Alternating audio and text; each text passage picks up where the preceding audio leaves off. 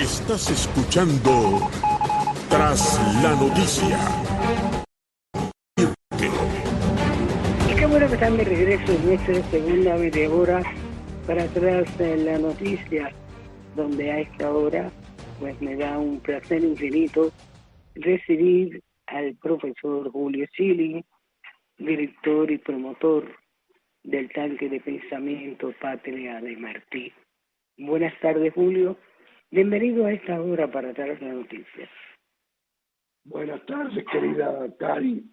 Tengo la voz un poco tomada, pero un placer, como todos los viernes, estar contigo en esta trinchera patriótica.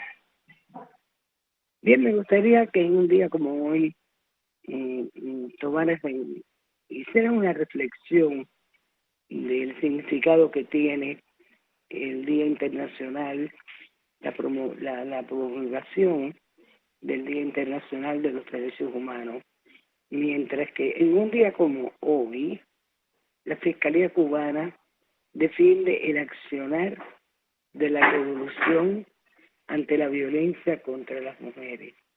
El régimen de La Habana publica su estrategia integral de prevención y atención a la violencia de género en el escenario familiar.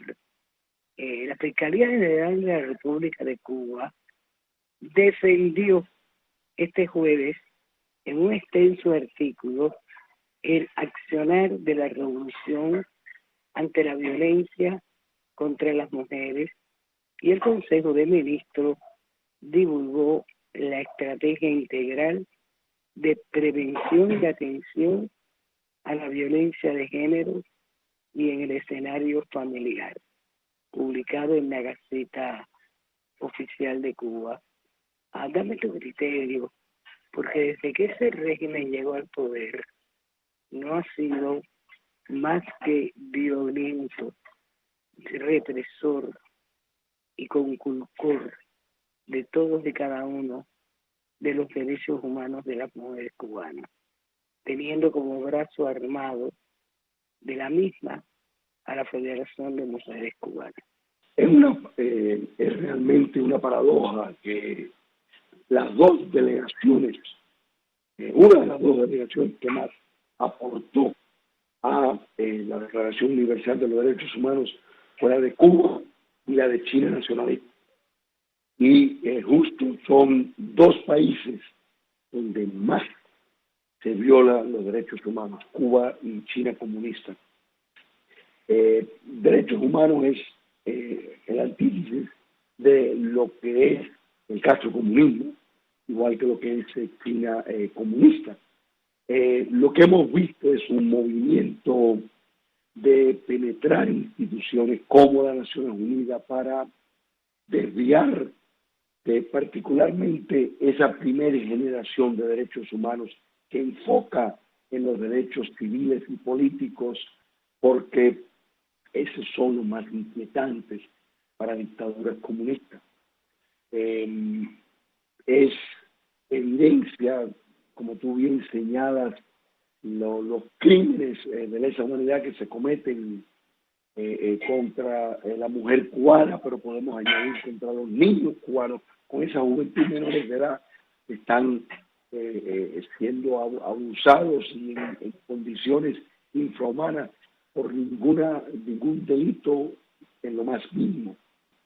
Es chocante como, y esto hay que decirlo por diseño, porque la Declaración Universal de los Derechos Humanos, con intento de poder plasmar una serie de factores respetados a través del globo, que establece una conducta mínima para gobiernos en cuanto a su comportamiento. La dictadura castrista, desde el 1 de enero, como tú bien apuntaste, ha sido un violador en grande de todo eso.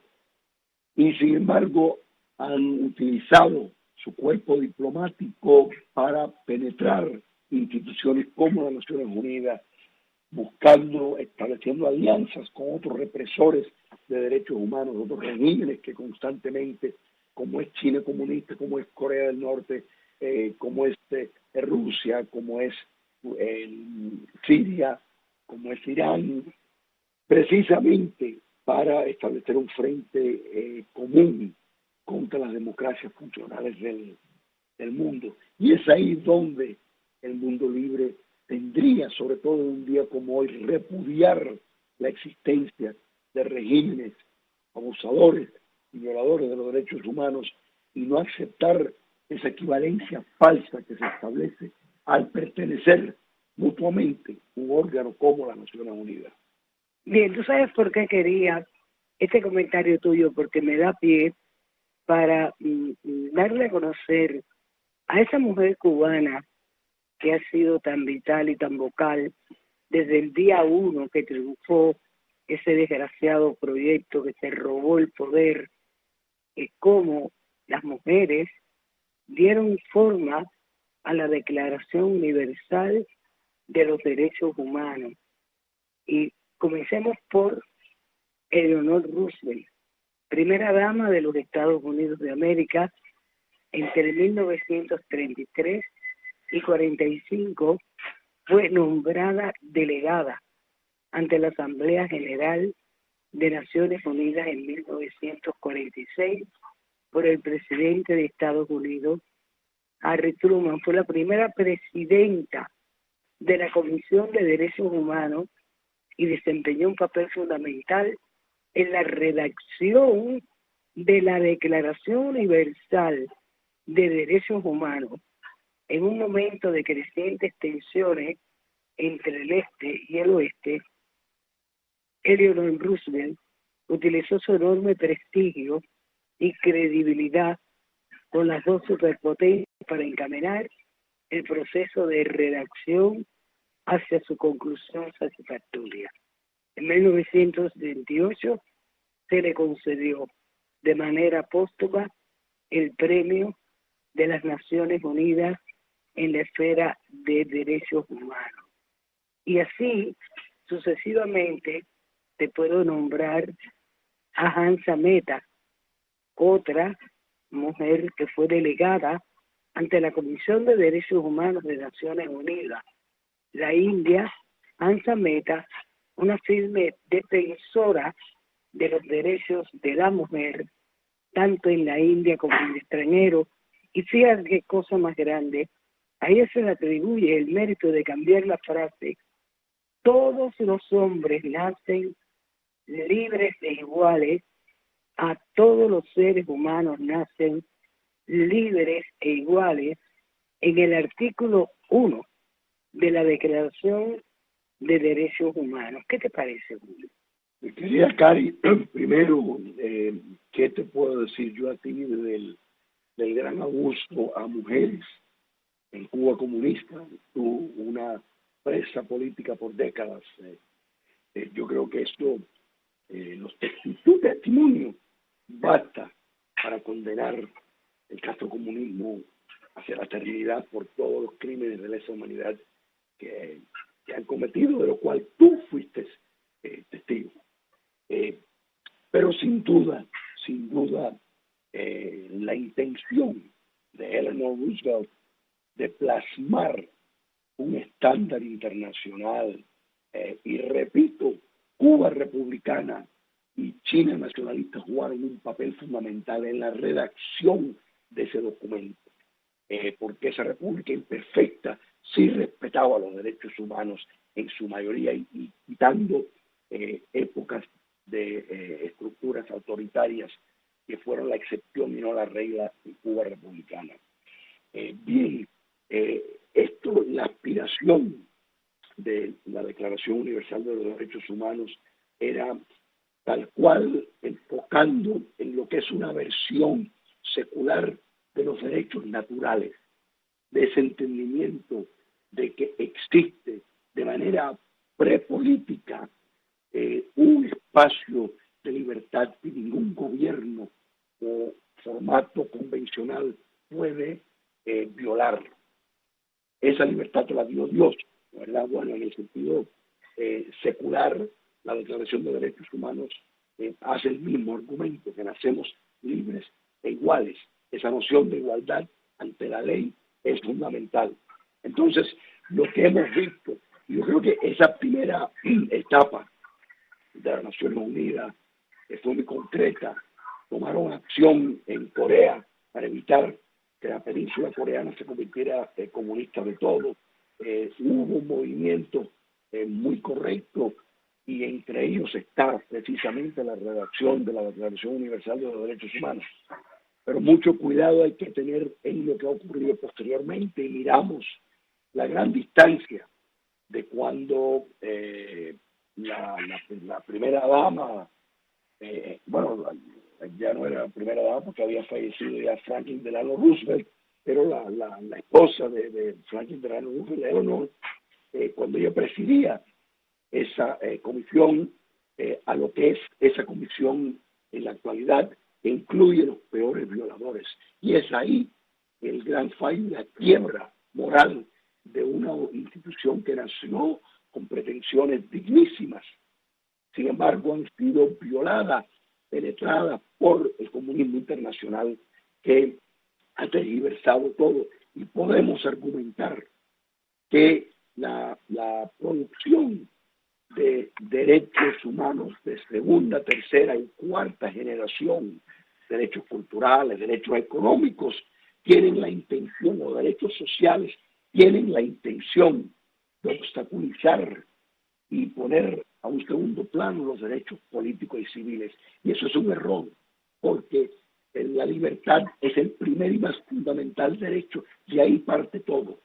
Si un ser humano no es libre y no tiene igualdad ante la ley, es irrelevante todos los derechos sociales, económicos o culturales que se pretendan poner. Y eso ha sido una maniobra de los regímenes comunistas del mundo, que incluye a Cuba, incluye a China, de tratar de pregonar en falsedades y mitos y mentiras sobre educación, sobre salud, puesto al examen escrupuloso, nos damos cuenta que es un fraude, que es un falso testimonio de realmente lo que es un sistema de sanidad y de educación estelar. Sin embargo, pregonan eso para restarle importancia a los derechos de más importancia, que son los políticos y los civiles. Repito, porque de ahí es que emanan todos, siendo la libertad su más importante y el fundamental. Déjame decirte por qué quise tocar y sigo tocando la inclusión de mujeres importantes en este evento que marcó un antes y un después en el año en que se llevó adelante la Declaración Universal de 1945, indudablemente porque la mujer cubana ha tenido un papel muy protagónico, no solamente en la lucha contra el comunismo, lo tuvo en la lucha contra la dictadura de Fulgencio Batista y la tuvo en la lucha independentista del coloniaje español. Otra de las mujeres que se sumaron en aquel entonces fue Minervina Bernardino. ¿Qué es Minervina Bernardino? Era una diplomática y líder feminista de la República Dominicana. Fue fundamental en la deliberación sobre la inclusión de la igualdad de derechos de hombres y mujeres en el preámbulo de la Declaración Universal de Derechos Humanos. Además, junto con otras latinoamericanas, la brasileña Berta Luz y la uruguaya Isabel de Vida, desempeñó una función esencial en la defensa de la inclusión de los derechos de la mujer y la no discriminación sexual en la Carta de las Naciones Unidas, que en 1945, como todos sabemos, se firmó y se convirtió en el acuerdo internacional en el que se reconocía la igualdad de derechos de hombres y mujeres.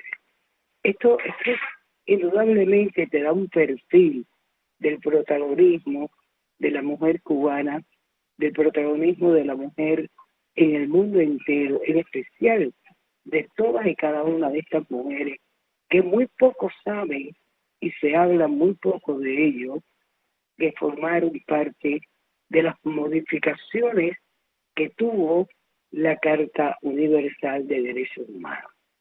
Mi querida Cari, mira, yo esto lo digo con enorme satisfacción y orgullo, y eso es que el papel de la mujer cubana no tiene paralelo en la historia universal en cuanto a la lucha por gestas de liberación.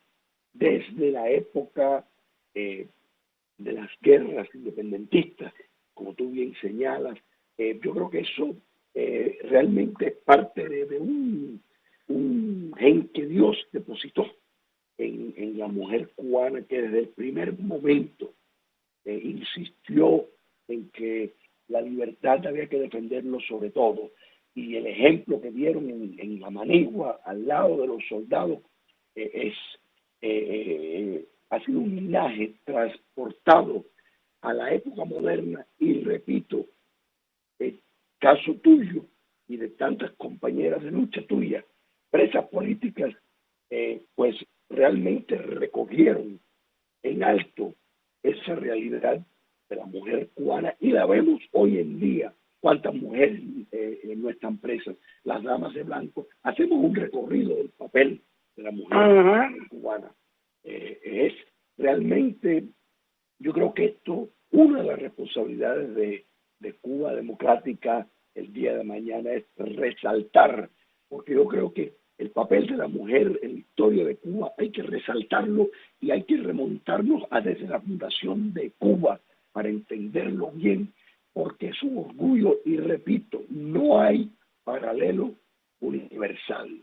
De modo de que en un día como hoy, que se celebran los derechos humanos, yo creo que de forma especial estamos honrando a la mujer cubana por el papel tan importante que ha tenido y tiene en la lucha por la libertad en Cuba.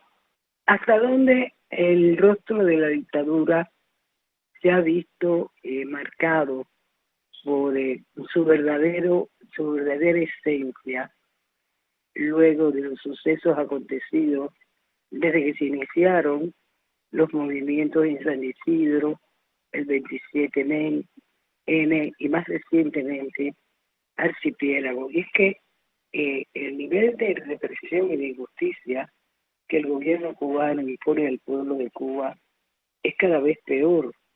Esto ha sido una carta firmada por una cantidad de figuras extraordinarias, muchas de ese ámbito de Hollywood que siempre ha sido tan light, tan polite, y que tampoco caso le ha prestado ni ha mirado sus ojos hacia la realidad de la violación de derechos humanos en Cuba. Esto ha sido indudablemente un golpe de efecto contra ese cabildeo que lleva adelante ese régimen feroz por tratar de limpiar su imagen para obtener beneficios que no les serán dados, porque indudablemente por el momento la actual administración no tiene el menor interés en levantar ninguna sanción de las que fueron impuestas en la época de Donald Trump.